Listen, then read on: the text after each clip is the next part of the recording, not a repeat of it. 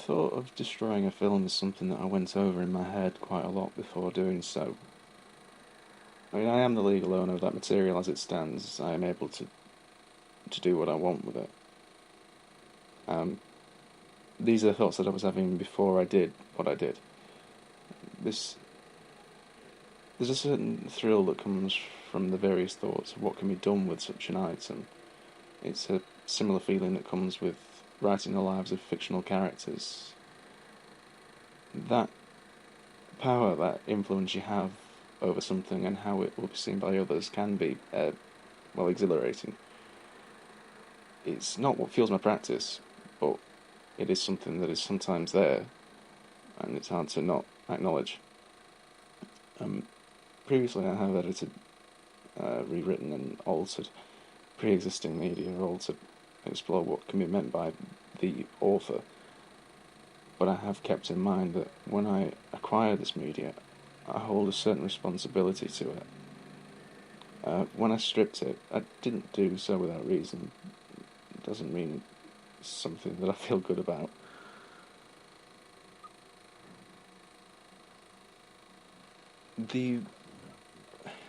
The very moment that I tilted the jar of chemicals over the film, there is a certain burning you feel in your head as you watch those light yellows in the chemicals and the various colours on the film turn to a very rich, deep purple. And the smell is almost unbearable. You can almost taste it. Without protection, your lungs. Without protection, you can feel your lungs being filled with these harsh fumes, sort of coating the insides. And as you can probably see, it does require some agitation to coat all the film. I suppose that it was in the action of making sure that every bit of film was being stripped I realised what this action truly meant. Once the acetate is retrieved and taken out of the jar, all that you're left with are sickly yellow clouds in a slightly viscous liquid. And when you shake the jar, the emulsion and the chemicals, they shimmer. It looks almost organic, and it looks like the memories are trying to stay alive, almost. And bubbles continue to form as there are still reactions occurring, even as we speak. Well, as I speak, pardon me. It does look as though there's something gasping for air. I was the last person to see that film, and the thing that was paid for and developed to capture moments that someone wanted to live again, and now they can't. Even though I rightfully bought this from someone who sold similar films from various families, just collects them and sells them off again, this thing that I did in hindsight feels like an abuse of the responsibility that I had when I received this film. And now I feel that I have a responsibility for the memory itself. I decide how this memory shall be remembered, and that is quite a responsibility. And I decide how this memory shall be remembered, and that's quite a responsibility. There is some self-discovery in this action. I always enjoyed the thought of how creation also means the destruction of something else.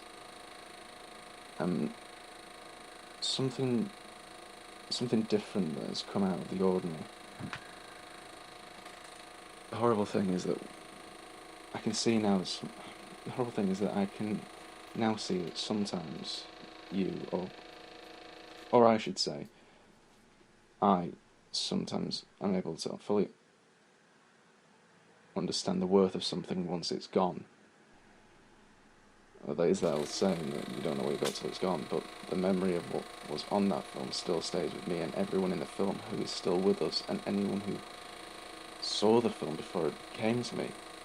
The memories belong to every person in that film shot, every person who shared the experience but wasn't caught in the shot, the person behind the camera, the family, and the friends who sat and watched the film in a dark room that was being blasted with hot air from the projector, who spoke about and perhaps laughed or cried at what they were watching.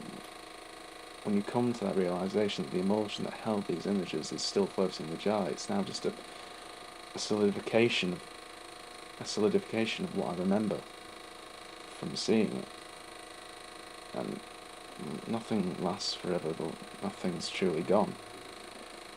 It's still there. I have it in my head,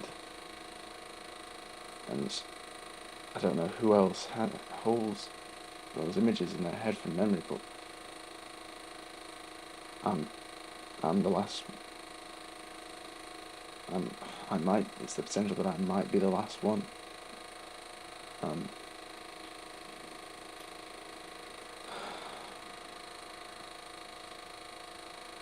And I have to hold on to it now. It's that abuse of that responsibility is just something that I now have the responsibility to have to keep this